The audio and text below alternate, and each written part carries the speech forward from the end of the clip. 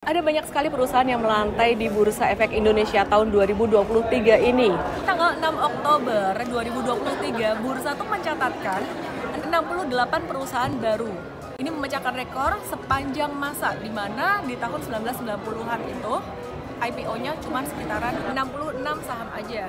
Mereka seringkali saham-saham itu tuh naik auto reject atas, beberapa naik auto reject atas terus, ada yang stabil, stagnan, ada juga yang terus bisa turun jadi auto reject bawah. Pertanyaannya bagaimana kita sebagai investor retail menyikapi hal ini dan memanfaatkan peluang ini? Nomor satu, perhatikan secara teknikalnya. Kalau teknikalnya kamu mesti perhatiin selama 1-3 bulan.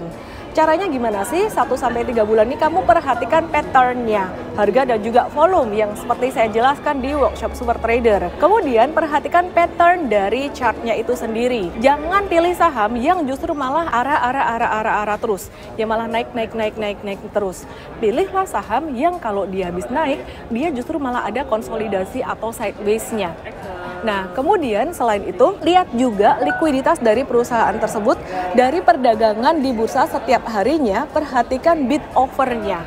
Bid offer-nya gimana? Apakah cukup tebel atau enggak? Tebelnya itu stabil atau enggak?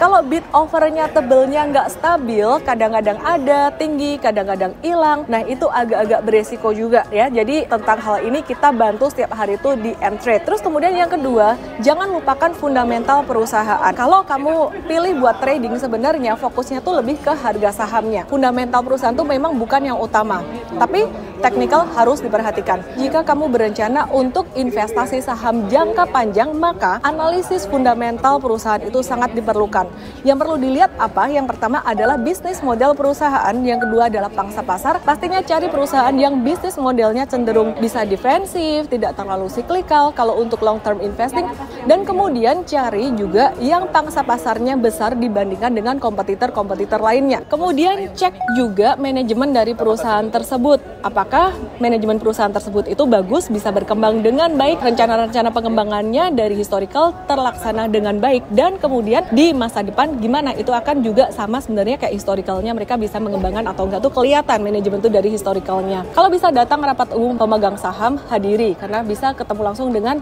manajemen perusahaan. Perhatikan juga profitabilitas perusahaan, kemampuan perusahaan dalam menghasilkan laba, setidaknya laba dalam 3 tahun terakhir untuk perusahaan yang melantai di bursa. Dan kita lihat juga pastinya proyeksi-proyeksi ke depannya dan tujuan dari IPO itu sendiri, apakah untuk pengembangan atau untuk bayar utang. Kalau untuk bayar utang kita mesti mikir dulu juga 2 kali mungkin ya. Nah, jadi itu tadi tips dari saya untuk teman-teman yang mau berinvestasi di saham, terutama untuk perusahaan yang baru melantai di bursa. Saran saya jangan terburu-buru, nggak harus kamu beli perusahaan baru, nggak harus kamu punya saham yang teman-teman lain mungkin pada suka. Jangan FOMO. Saran dari aku juga kalau misalkan ada yang nyangkut ya, kalau misalkan teman-teman udah terlanjur beli satu saham, kemudian abis itu jatuh, nyangkut. Gimana dong? Ya, nggak bisa diapa-apain selain menunggu. Last but not least, tapi justru yang paling penting adalah start small. Investasi itu jangan terburu-buru, karena kalau kamu terburu-buru justru malah hasilnya nanti nggak bagus. Sabar ya, pasti kalau kamu sabar dan belajar, pasti ada buahnya kok. Salam profit!